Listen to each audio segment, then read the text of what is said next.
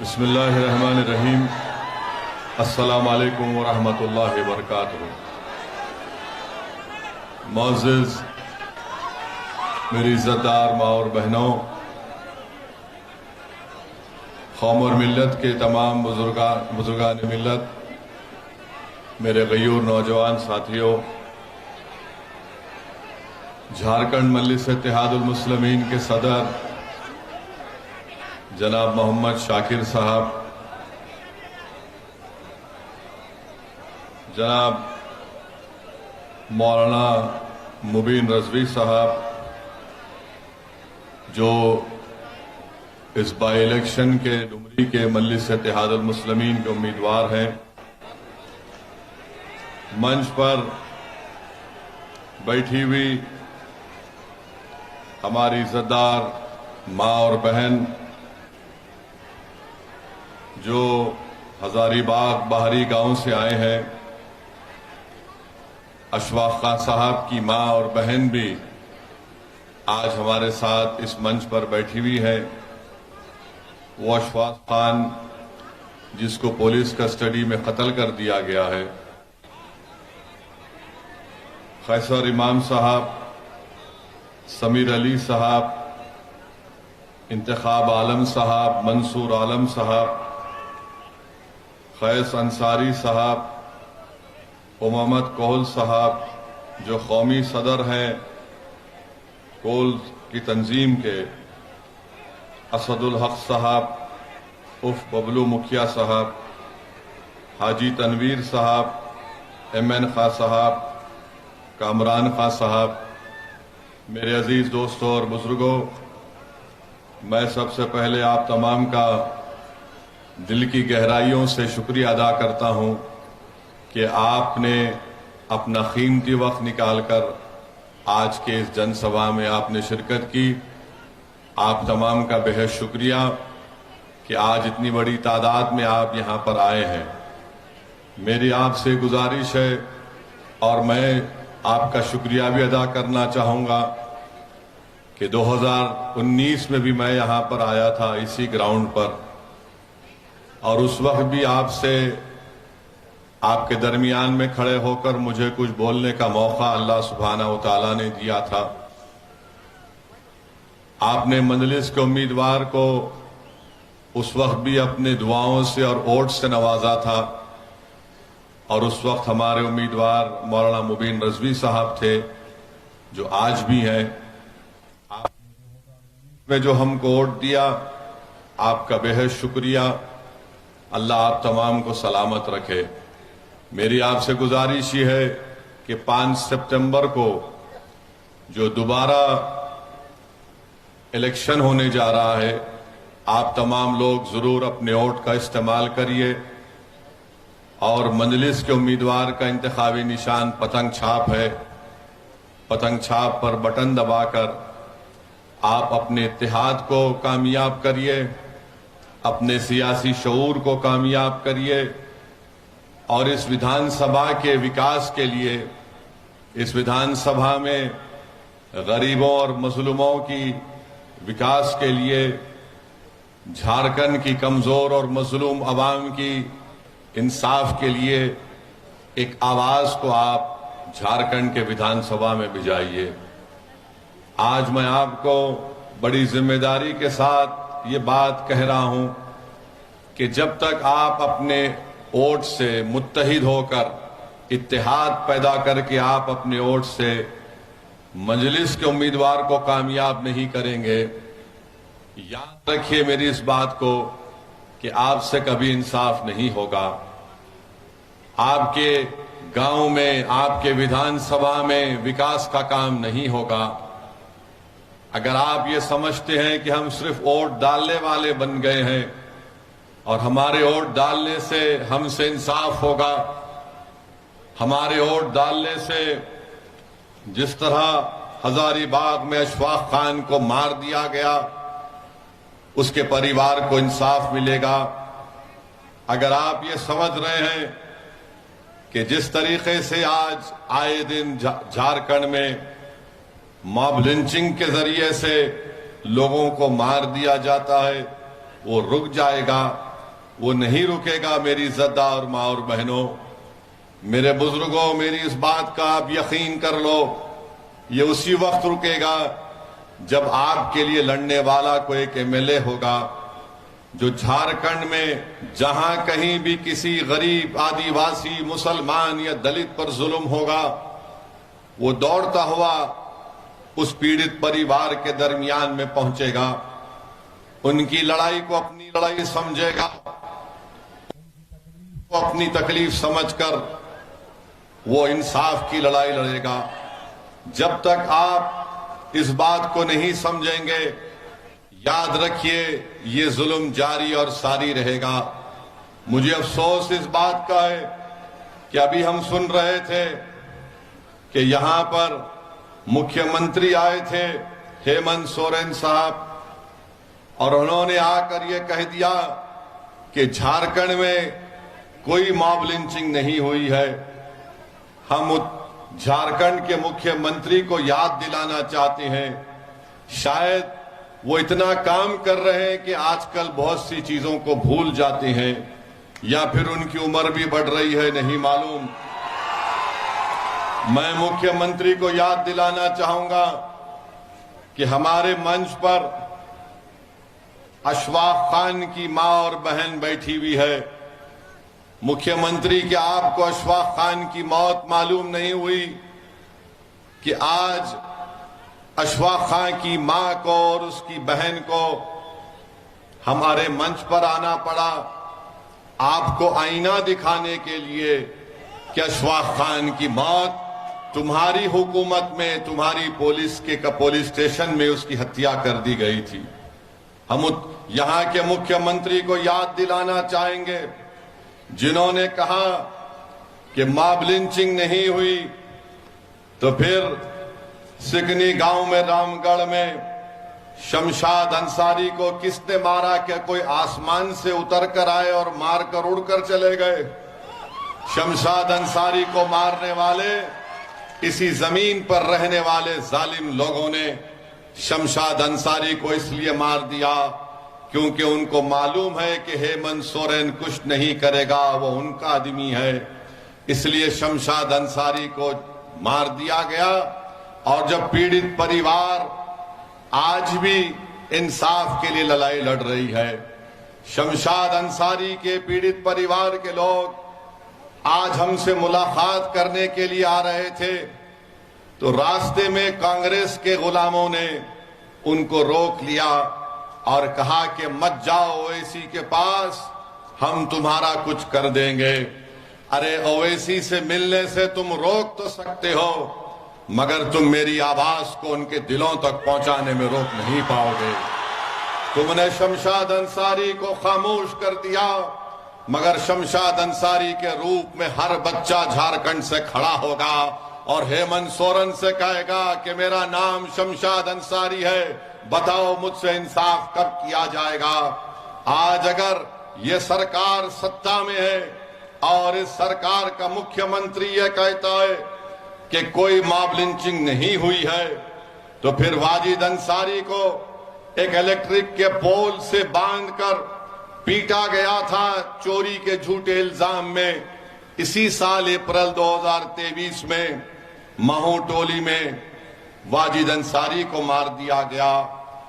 गरवाहा जिले में अप्रैल 2023 में वसीम सज्जाद पुलिस कस्टडी में मर जाता है। हेमंत सोरेन साहब, क्या आप सो रहे हैं?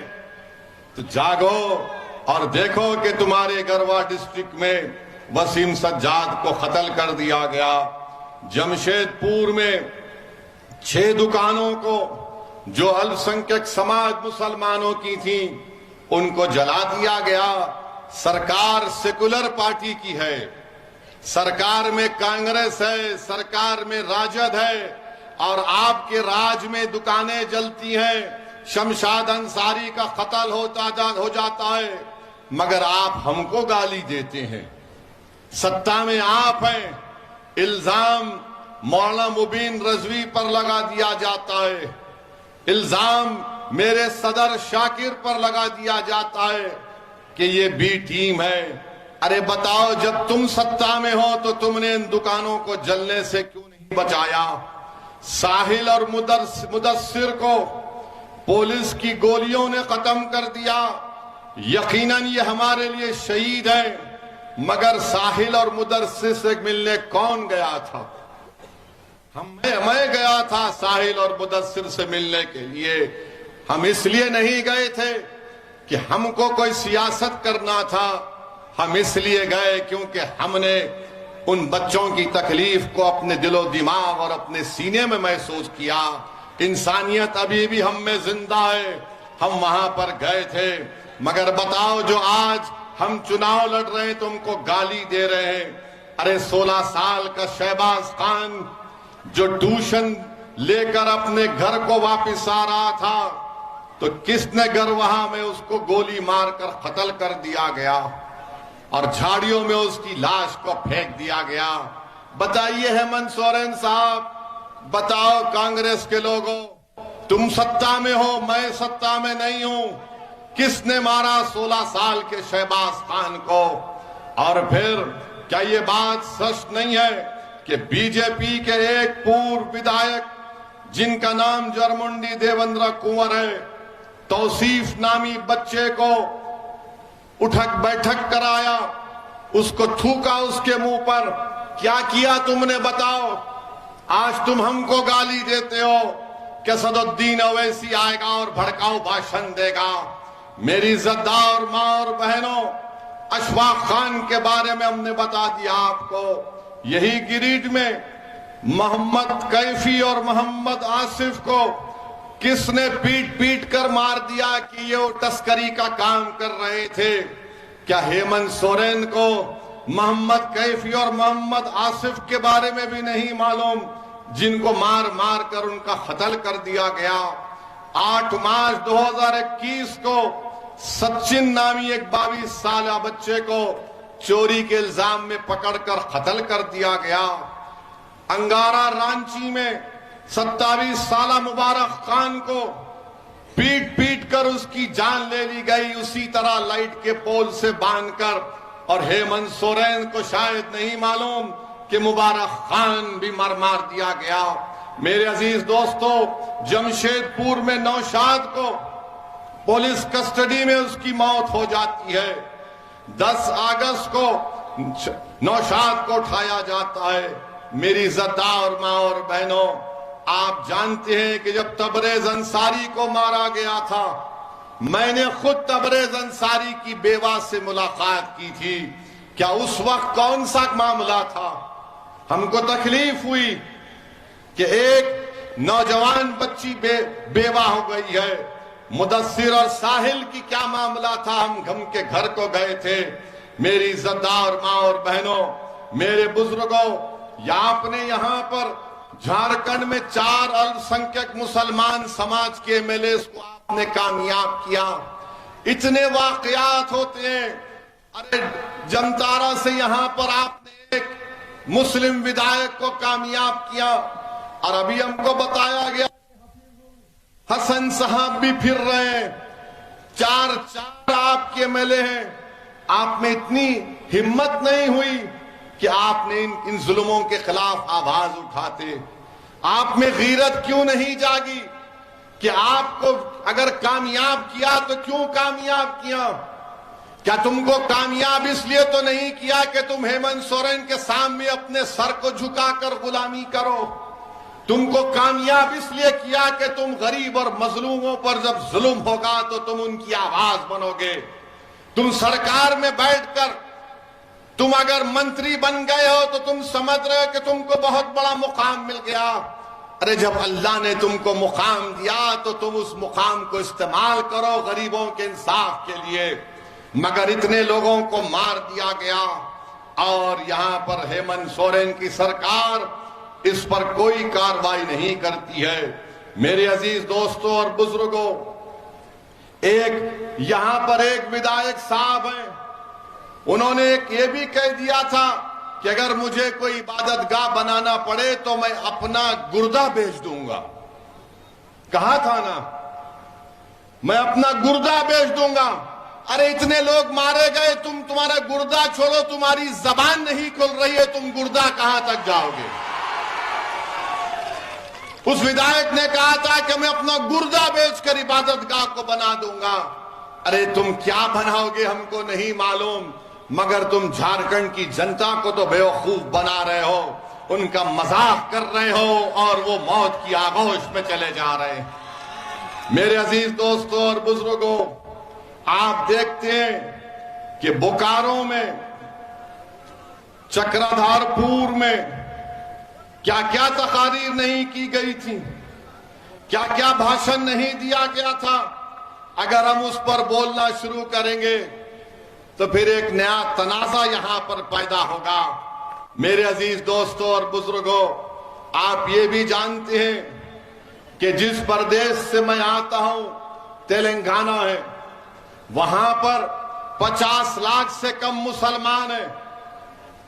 झारखंड में 60 लाख के करीब मुसलमान हैं। और हम जिस प्रदेश से आते हैं वहां पर अल्पसंख्यक समाज का एक मंत्रालय है, और इस साल का बजट क्या है आपको मालूम? 2200 करोड़ रुपए है।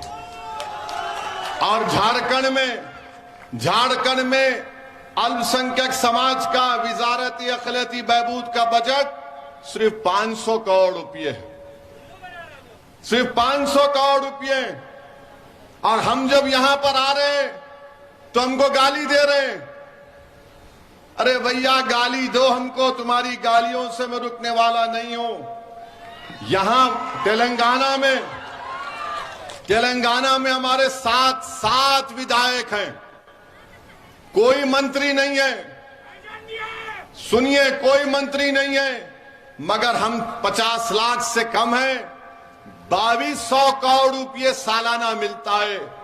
आप 60 लाख हैं, 4 एमएलए हैं, 2 मंत्री हैं, मगर आपका बजट 500 करोड़ रुपये है। यही बात जब हम करते हैं तो इन तमाम को पेट में दर्द होता है, और इसीलिए हमको बदनाम किया जाता है कि असदुद्दीन ओवैसी भड़काऊ भाषण देता है। अरे अगर गरीबों के जुल्म को बयान करना भड़काऊ भाषण है तो सुन लो हेमंत सोरेन, मैं भड़काऊ भाषण देता रहूंगा।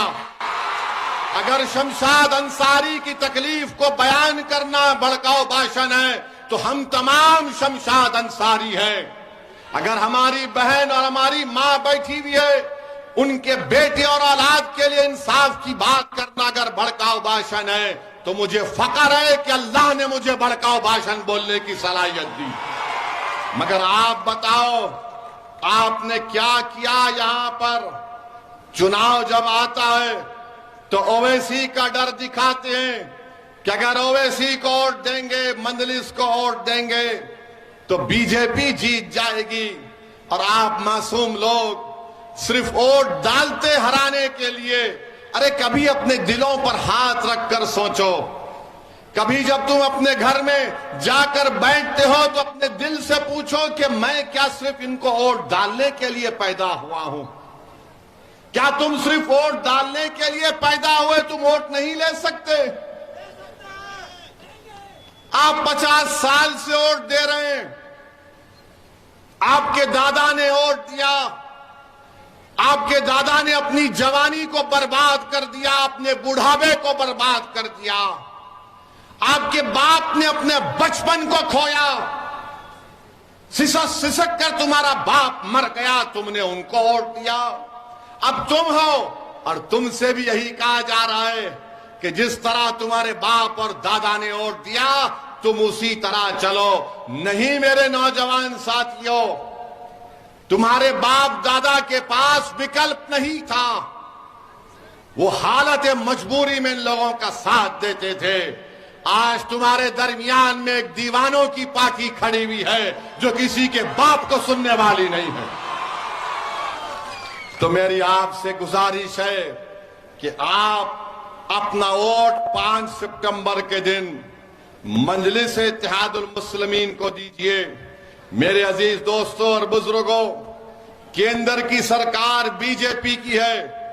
आपको जानकर तकलीफ होगी कि 2020 और 21 से झारखंड की सरकार को अल्पसंख्यक समाज के विकास के लिए एक स्कीम है एमएसडीपी, पीएमजेवी के जो केंद्र की सेंट्रल गवर्नमेंट से आती है। झारखंड की सरकार को 155 करोड़ रुपए दिए गए। कितने? 155 करोड़ रुपए दिए गए। ये हेमंत सोरेन ने उसमें से सिर्फ 5 करोड़ रुपए खर्चा किए। 155 करोड़ में स्कूल की बिल्डिंग बननी चाहिए थी, रोड बनना चाहिए था जहां पर अल्पसंख्यक समाज रहता है, मुसलमान, जहां पर ईसाई रहते हैं, मगर इन्होंने उसमें से 5 करोड़ रुपए खर्चा किए। बोरवेल डालना चाहिए था, कॉलेज की बिल्डिंग बनना चाहिए था। अब बताओ इसमें ओवैसी कहां से आ गया? 155 करोड़ में सिर्फ 5 करोड़ रुपए खर्चा करते हैं और यहां पर आकर ये हेमंत सोरेन के मंत्री कहते हैं कि मौलाना मुबीन रजवी भेड़िया है। मेरे अजीज दोस्तों और बुजुर्गों, जिसने मौलाना मुबीन रजवी को सुदीप कुमार सोनी ने भेड़िया कहा, सुदीप कुमार सोनी साहब, हमारे चेहरे पर दाढ़ी है, हमारा नाम मुबीन रिजवी है, हमारे सर पर टोपी है, हमारा दीन इस्लाम है, तो हम भेड़िए हो गए। तो फिर तुम्हारी पार्टी में जितने मुसलमान हैं वो क्या है बताओ? अगर जिसका नाम मुबीन रजवी भेड़िया है तो सुदीप कुमार, जो तुम्हारी पार्टी में जो लोग तुम्हारी चमचागिरी करते हैं वो क्या है बताओ? और याद रखो, भेड़िया शेर को भी खा लेता है, समझे ना? अगर तुम भेड़िया बोल रहे बोलो, जितना बोलते बोलो, मगर तुम्हारे जहन में जो जहर भरा हुआ है वो तुम्हारी जबान पर आ ही गया कि तुम हर मुबीन को भेड़िया कहते हो, तुम हर मुबीन को भेड़िया कहते हो। अगर तुम इंसान हो तो चलो शमशाद अंसारी के घर को जाकर दिखाओ, तुम में हिम्मत है तो चलो आओ, मगर तुम नहीं जाओगे। जिसके चेहरे पर दाढ़ी है, सर पर टोपी है, वो भेड़िया हो जाता है। ठीक है सुदीप कुमार, जब तुम्हारा चुनाव आएगा तो भेड़िए तुमको बताएंगे कैसा शिकार होता है। मेरे अजीज दोस्तों और बुजुर्गों, फिर यहां पर आप देखते हैं कि यहां पर आपने देख लिया कि गिरिडीह में 41 लाख की आबादी है। भेड़िया हमको कह दिए, हमको बी टीम कह दिए। 41 लाख की आबादी में सिर्फ 25 स्कूल हैं और उसमें एक ही 25 स्कूल हैं जिसमें से 1 या 3-4 है 12वीं जमात तक। अब ये बच्चे कहां पर जाएंगे पढ़ने के लिए?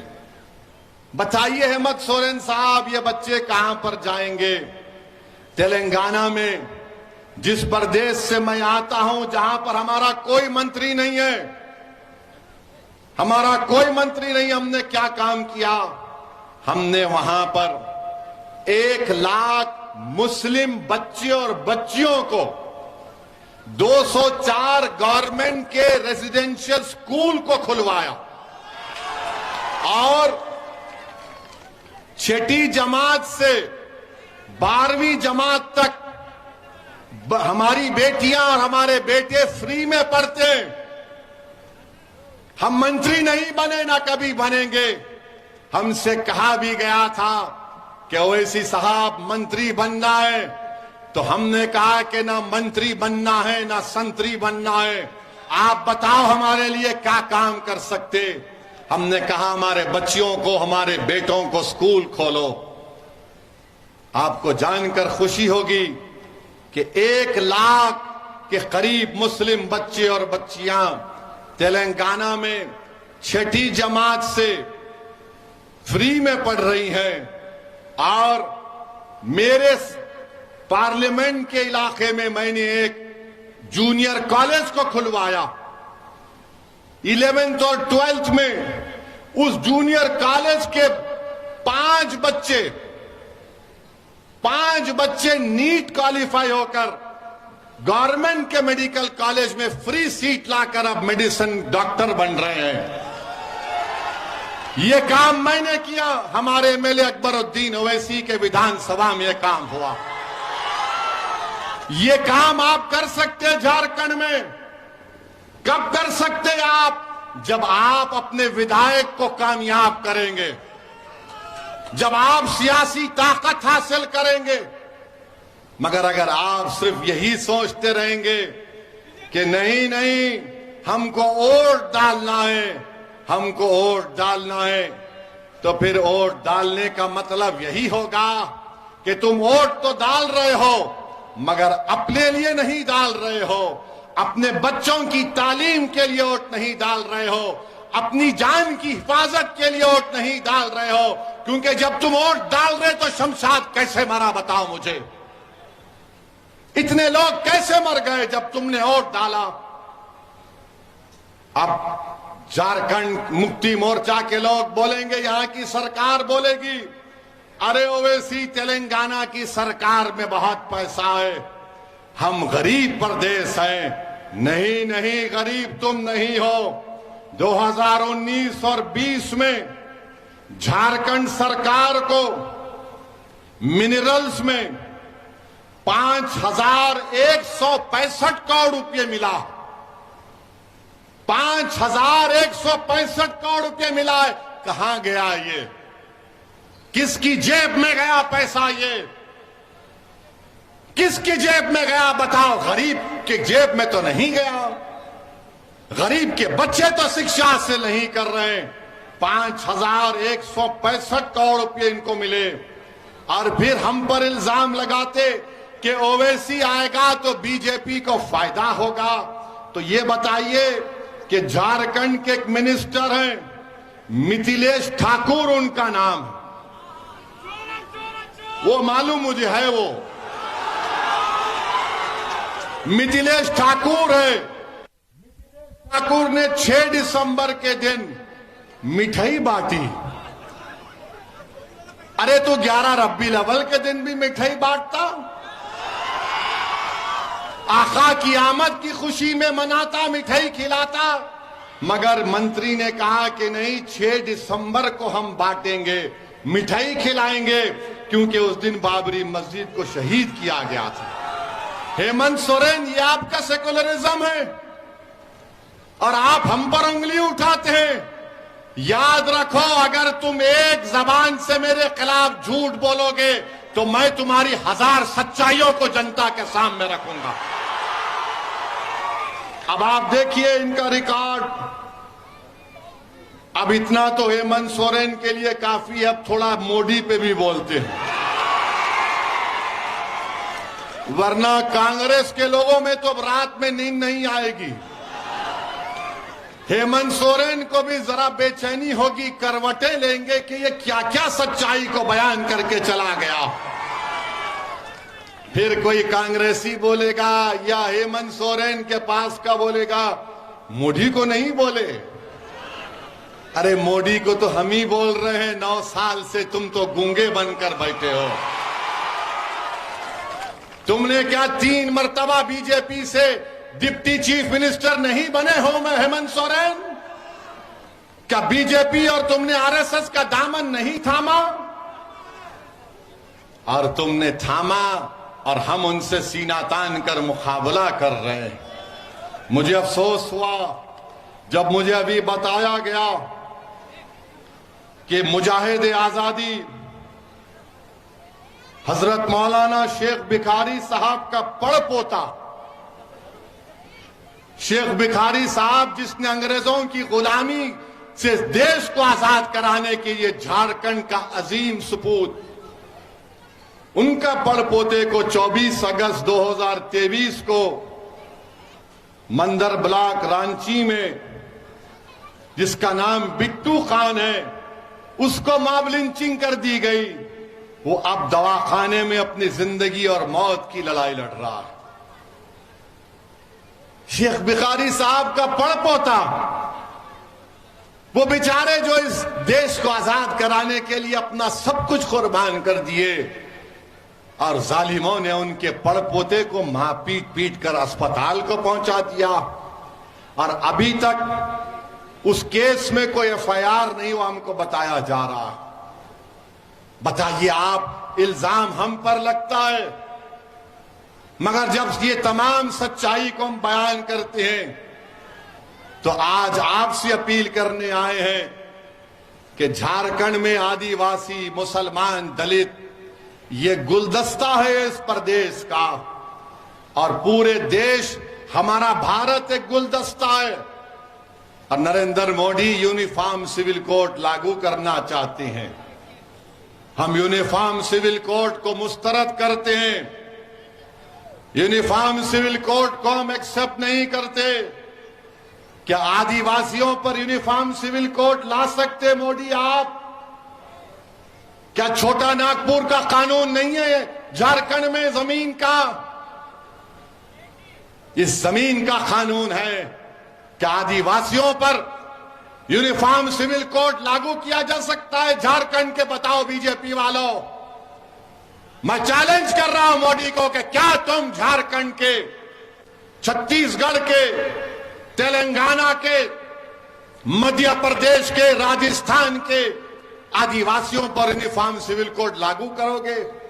नहीं कर सकते और नहीं करना चाहिए, क्योंकि भारत की खूबसूरती यही है कि यहां पर हजारों तहजीबें हैं, हजारों तहजीबें हैं।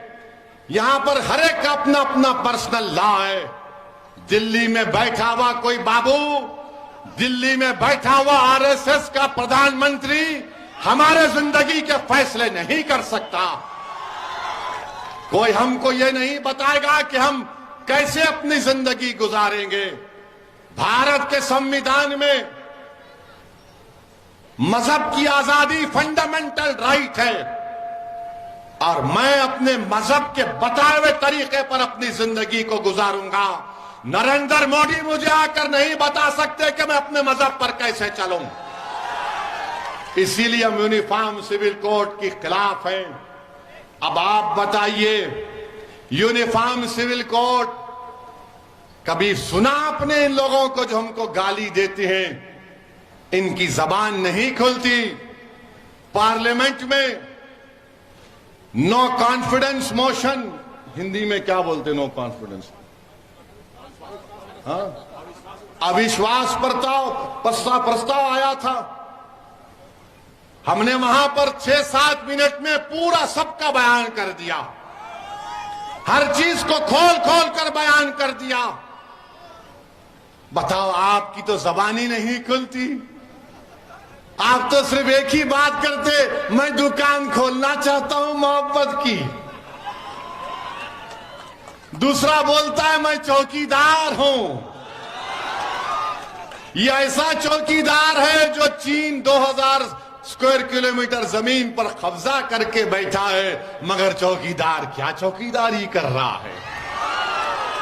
डेप्सांग डेमचाक में चौकीदार के नाक के नीचे चीन अपनी हमारी जमीन पर फौज को उतार दिया। ये दुकानदार है, ये सिर्फ बोलता हूं मैं मोहब्बत की बात करता हूं, तो शमशाद अंसारी से मोहब्बत की बात कौन करेगा? अशफाक खान से मोहब्बत की बात कौन करेगा? अरे तुम्हारी सरकार है ना दुकानदार वालों, तुम्हारी सरकार है झारखंड में। मेरी तो सत्ता, मैं सत्ता में तो नहीं हूं। एक तरफ दुकानदार, एक तरफ चौकीदार। ये दुकानदारों ने 50 साल से हमको लूटा। ये चौकीदार हमारी शनाख्त को खत्म करना चाहता है, हमारी तहजीब को खत्म करना चाहता है। इस देश में ना दुकानदार की दुकान की जरूरत है, ना चौकीदार की जरूरत है, बल्कि तीसरे विकल्प की जरूरत है जो इंशाअल्लाह पैदा होगा। आप देखना मेरे अजीज दोस्तों और बुजुर्गों, देश के प्रधानमंत्री बड़ी बड़ी बातें करते हैं, सबका साथ, सबका विश्वास, सबका विकास, क्या क्या बकते रहते हैं। मगर आज हमने देखा कि एक मासूम 7 साल का बच्चा जब स्कूल को जाता है उत्तर प्रदेश में, जहां पर बीजेपी की सरकार है, जहां पर योगी आदित्यनाथ मुख्यमंत्री हैं, वो टीचर अपने क्लास में उन बच्चों से कहती है, ये मोहम्मदन का बच्चा है, इसने बराबर नहीं पढ़ा, इसको मारो। आप बताइए कि एक बच्चा आकर उसको बच्चे को मारता है, उस 7 साल के बच्चे को, तो टीचर कहती है, मोदी जी, जिस तरह हेमंत सोरेन को भूलने की आदत है, उससे ज्यादा मोदी जी को भूलने की आदत है। तो टीचर कहती है, मोदी जी तुमने इसको अच्छा नहीं मारा, दम से मारो, ये मोहम्मदन है। बताइए आप। और वो बच्चे को मार पीटा जाता है, उसका वीडियो पूरे देश में, पूरी दुनिया में चला गया। उस बच्चे के बाप से मैंने बात की, हमारे वहां के मजलिस के सदर को भिजाया। जिस तरह हमारा सदर झारखंड का कभी कुछ हो जाता है तो शाकिर दौड़ते हुए चीखे मारता है। अरे जिंदा, अभी ठहरो, सुनो, तुम शाकिर साहब लेके आए क्या? तुमको सुनो हमारी बात। वहां पर हमारे सदर को भिजाया। उस 7 साल के बच्चे के वालिद से, पिता से हमने बात की। उसके बाप ने कहा, हमने पूछा पुलिस में कॉम्प्रोमाइज क्यों किया तुमने? तो उन्होंने कहा कि क्या करना ओवैसी भाई, हमको यह बताया गया कि गांव का माहौल खराब हो रहा है, हिंदू मुस्लिम नहीं होना चाहिए, इसीलिए हमने कोई कंप्लेन नहीं की, हमने अपने बच्चे को स्कूल से निकाल दिया। यही कमजोरी हमारी। अगर कोई बाप अपने बेटे के लिए नहीं लड़ेगा तो क्या दुनिया लड़ेगी? कौन लड़ेगा? अरे एक बाप ही तो लड़ेगा ना अपने बेटे की इज्जत के लिए। मगर उस बाप को भी मालूम कि बीजेपी की सरकार है, मोदी प्रधानमंत्री है, योगी मुख्यमंत्री है, मुझे इंसाफ नहीं मिलेगा। मेरे अजीज दोस्तों और बुजुर्गों, मेरी इज्जतदार मां और बहनों, याद रखो, आप अगर आप इसी तरह डरते रहेंगे कि माहौल खराब हो जाएगा, अरे माहौल जुल्म से खराब हो रहा है, तुम्हारी खामोशी से माहौल खराब नहीं हो रहा है। अगर वो बाप अपने बेटे की कंप्लेन नहीं कर सक रहा है, क्योंकि यही सेकुलरिज्म के चौधरी हैं, यही जो सेकुलरिज्म को ले डूबे इस देश में, उसने जाकर उस बच्चे के बाप से कह दिया कि तुम कंप्लेन मत करो, गांव का माहौल खराब हो जाएगा।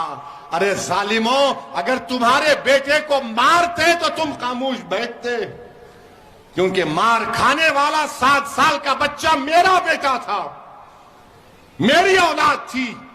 तो तुम में इतनी हिम्मत आ गई कि तुम मुझसे आकर कहते हो कि तुम माहौल को खराब होने मत दो।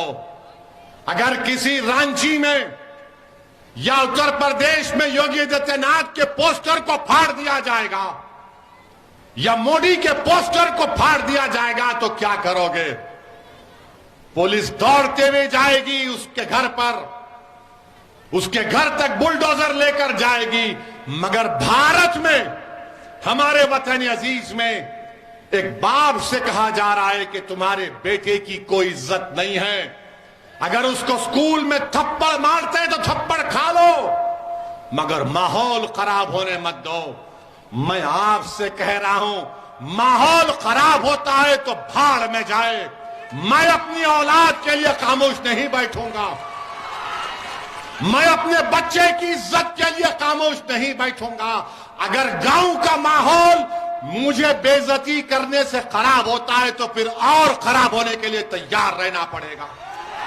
क्या हमारी जान की कीमत नहीं है? भारत के संविधान में इज्जत फंडामेंटल राइट है, डिग्निटी फंडामेंटल राइट है। इस मुकाम पर हम आ गए, क्यों आ गए? क्योंकि हम सिर्फ वोट डाल रहे हैं, वोट डाल रहे हैं, हम कभी वोट नहीं ले रहे हैं। मेरे अजीज दोस्तों और बुजुर्गों, याद रखो, आप अगर आज आप अपनी ताकत को नहीं समझेंगे, लोग बोलेंगे आपसे अगर मुबीन रजवी कामयाब हो गया तो क्या होगा।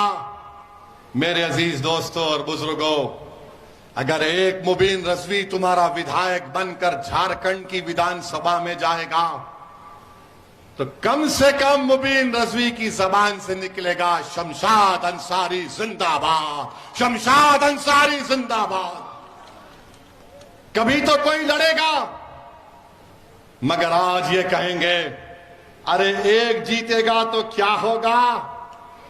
आप उनसे कहना कि भारत की पार्लियामेंट में 2 MP हैं मंजलिस के, और जब 2 में से एक खड़े होकर 6-7 मिनट के लिए भारत की लोकसभा में बोलते हैं तो मोदी से लेकर अमित शाह सब परेशान हो जाते हैं कि अब ये क्या बोलने वाला। अगर हम बोलने की सलाहियत रखते हैं तो आपकी वजह से, आपकी दुआओं की वजह से, आपके वोट की वजह से, आपकी ताईद की वजह से, यही तो मेरी ताकत है, यही तो मेरी ताकत है और अल्लाह का करम है, सदका नबी करीम सल्लल्लाहु अलैहि वसल्लम का। मगर आज आप खामोश बैठते रहेंगे तो फिर याद रखिए कोई आसमान से नहीं आने वाला है। और आपको हम बताना चाह रहे हैं कि अब तो ट्रेन में वो यहीं पर था, शायद वो खबीस शैतान जिसने गोली मारी वो झारखंड के रेलवे स्टेशन में था शायद, बहरहाल कहीं भी था।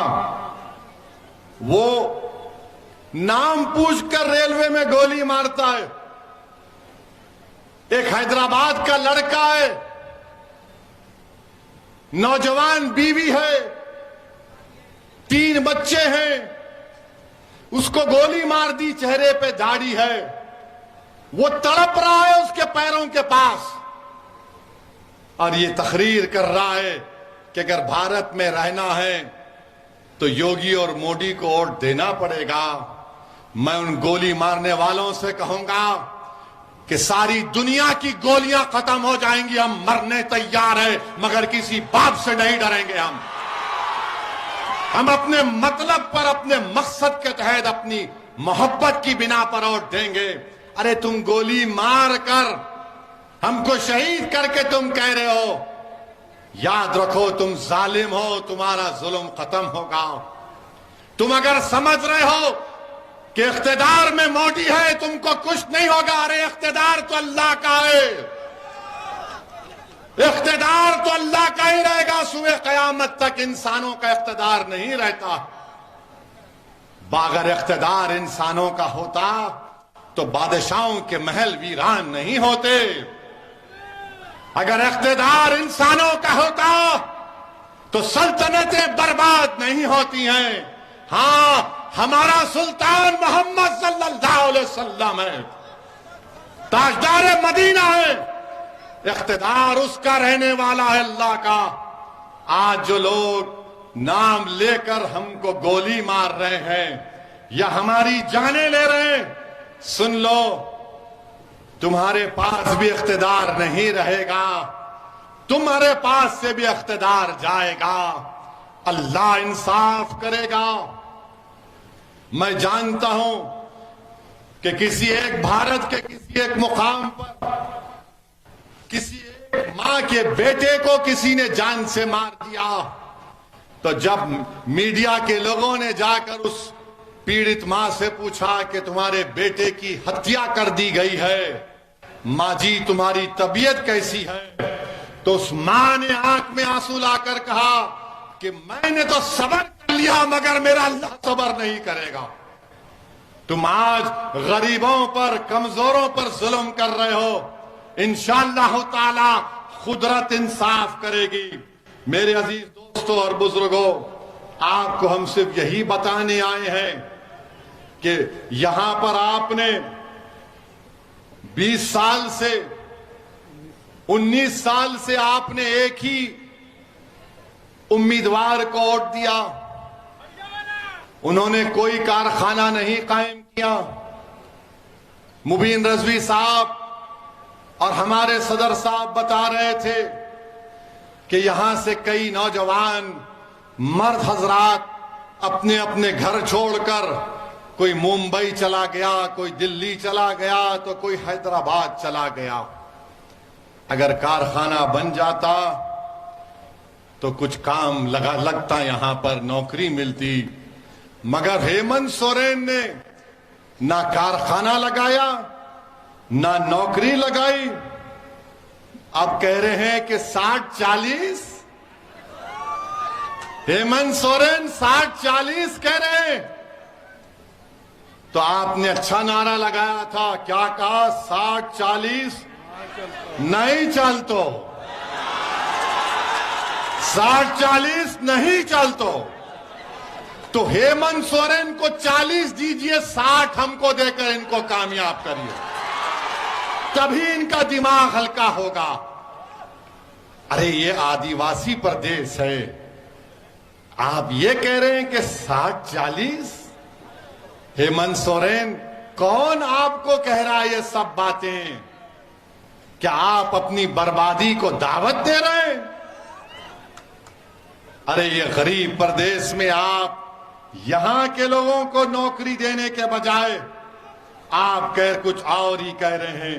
मुझे बड़ा अफसोस हुआ कि जब मैं ये देखा, क्या देखा मैंने कि हेमंत सोरेन कह रहे हैं कि संस्कृत यूनिवर्सिटी बनाएंगे। अच्छा, संस्कृत यूनिवर्सिटी, संस्कृत बोलने वाले 24,280 लोग हैं। कितने लोग हैं संस्कृत बोलने वाले? हेमंत सोरेन 24,000 लोगों के लिए यूनिवर्सिटी और पूरे जिले के 31 लाख लोगों के लिए खाली 25 स्कूल, और आप इसलिए वोट देंगे? आप इसलिए वोट देंगे? अब नहीं मालूम तुम 4 तारीख 5 तारीख को जाके क्या करोगे, नहीं मालूम। नहीं, अभी सुनो, सुनो, अभी हमारे यहां से जाने के बाद हजरत इबलीस के पूरे साथी आप तक भाग कर आएंगे। ये बड़ा जज्बाती बयान देकर गया, तुम इसकी बातों में नहीं आना, हम सब कर देंगे। याद रखो, आप आज के बाद जेएमएम और कांग्रेस के लोग आपके घर के अतराफ फिरेंगे। ए बाबा भीख दे देना, एक दे के वोट दे देना। ये तो हम काम कर दिए ना, ये तो हम रोड पे ला लिए उनको, तुम्हारे गांव में ला लिए। मगर अब आपकी जिम्मेदारी है कि आप अपने लिए, अपने बच्चों के लिए अपने वोट का सही इस्तेमाल करिए। हम हेमंत सोरेन साहब से पूछना चाहते हैं कि झारखंड में 170 जबानें बोली जाती हैं। कौन सी जबानें हैं? कोरथा, संथाली, हिंदी, बंगाली, उर्दू, मगधी, हो, सदन, ओरायन, मुंदारी, ये सब जबानें। अरे इनके यूनिवर्सिटी खोल देते आप, इनकी यूनिवर्सिटी खोल देते हेमंत सोरेन। इतने पैसे आपके ने कहां से आ गए? खैर, बहरहाल मेरे अजीज दोस्तों और बुजुर्गों, आपको हम बताना चाह रहे हैं कि जिस प्रदेश से हम आते हैं, हमने वहां पर, हमारा कोई मंत्री नहीं है, हमने हमारे मुख्यमंत्री से बात किया। हम तमाम मुस्लिम डेलीगेशन गए, मुख्यमंत्री से कहा कि तेलंगाना में यूनिफॉर्म सिविल कोड नहीं। मुख्यमंत्री ने कहा बिल्कुल नहीं आएगा, हम तायीद नहीं करेंगे। फिर हमने मुख्यमंत्री से कहा कि हमारे सेक्रेटेरिएट में, हिंदी में सेक्रेटेरिएट क्या बोलेंगे, मंत्रालय, सचिवालय, वहां पर मस्जिद को शहीद कर दिया गया था। आज तेलंगाना में हुकूमत ने ही मस्जिद को बनाया। नई मस्जिद को बनाया, मुख्यमंत्री आए तो हमने मुख्यमंत्री से कहा, मुख्यमंत्री जी आप भी कुछ बोलिए। तो हमारे मुख्यमंत्री ने उस मस्जिद को बनाया। क्यों बनाया? क्योंकि वो भी सेकुलर हैं, वो जानते हैं कि यहां पर तेलंगाना के लोगों में बीजेपी और कांग्रेस की चापलूसी और इनकी कम्युनलिज्म पसंद नहीं। आपको मालूम, तेलंगाना में वहां की सरकार हर विधानसभा में 119 विधानसभा में एक विधानसभा में मेरे ख्याल से 480 लोगों के दरमियान में एक आदमी को 1 लाख रुपए दिए जा रहे हैं। एक आदमी को 1 लाख रुपए गवर्नमेंट में ऑनलाइन अप्लाई करो। हर विधानसभा में 400 से 800 के दरमियान में एक अल्पसंख्यक समाज के मुसलमान को 1 लाख रुपए दिए जा रहे हैं। अरे वाह वाह, तुम खाली मुशायरा नहीं हो रहा है। 5 तारीख को जाके वाह बोल के पतंग पे बटन दबाओ। और फिर आपको बताना चाह रहे हैं, हमने सरकार से बातचीत की, हमारे मुख्यमंत्री से, उनका नाम के चंद्रशेखर राव है। हमने उनसे कहा कि हमको खबरस्तान की जमीन की जरूरत है। तो हमारे मुख्यमंत्री ने 125 एकड़ कब्रिस्तान को दी। और हमने क्या किया? हमने कहा सुन्नियों की इतनी रहेगी, शियाओं की इतनी रहेगी। यहां पर हमारे बोहरी समाज के भी लोग हैं, मेहदवी समाज के भी लोग हैं। हमने कहा कि सबको इसमें जमीन मिल जाएगी। मेरे भाई, जिंदा रहने के लिए मंजलिस तेलंगाना में काम कर रही है, और जिंदा रहने के लिए सियासी ताकत जरूरी है। जिंदा रहने के लिए बच्चों को स्कूल जरूरी है। जिंदा रहने के लिए मस्जिद की और जान की हिफाजत की जरूरत है। ये कब होगा? जब तुम्हारे पास सियासी ताकत होगी। अगर आप सिर्फ वोट डालने वाले बनेंगे तो फिर आपका नुकसान ही होगा। वोट डालने से नहीं, वोट लेने से ताकत मिलती है। वोट डालना तो बच्चों का काम है, वोट लेना तो आपकी ताकत का काम है। तो इसीलिए आपसे अपील कर रहे हैं कि आप 5 तारीख के दिन पतंग छाप के निशान पर पूरे एक होकर, मुत्तहिद होकर मुबीन रजवी साहब को अपना वोट दीजिए। और इंशाअल्लाह ताला 2024 के पार्लियामेंट के चुनाव में हमने तेलंगाना के मुख्यमंत्री से कहा कि के चंद्रशेखर राव साहब, आज ये देश तड़प रहा है। लोग तंग आ चुके हैं चौकीदार और दुकानदार से। हमने उनसे कहा कि आप आगे बढ़िए, पूरा देश आपके साथ खड़ा हो जाएगा। हम उम्मीद करते हैं कि हमको भी छुटकारा मिले दुकानदार और चौकीदार से। ये दुकानदार और चौकीदार, ये दोनों भाई हैं, इनमें कोई फर्क नहीं है। इनमें कोई फर्क नहीं है। हमारी बात पे यकीन करिए। इंशाअल्लाह मैंने आपसे वादा किया था कि मैं झारखंड को आया हूं और आता रहूंगा। आपने 2019 में हमको वोट दिया, हमको कामयाबी नहीं मिली।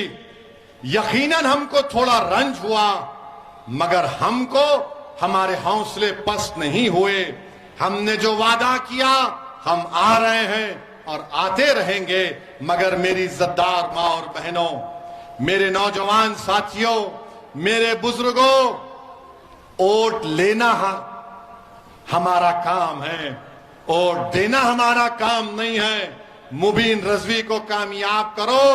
और जिसने मुबीन रजवी को भेड़िया कहा, उसको सबक सिखाइए। आप अपने वोट से मंजलिस को कामयाब करिए, अपने दुआओं से मंजलिस को कामयाब करिए। आप तमाम का बेहद शुक्रिया कि इतनी चिलचिलाती धूप में आप यहां पर आए। अल्लाह आप तमाम को सलामत रखे। अस्सलाम वालेकुम व रहमतुल्लाहि व बरकातहू।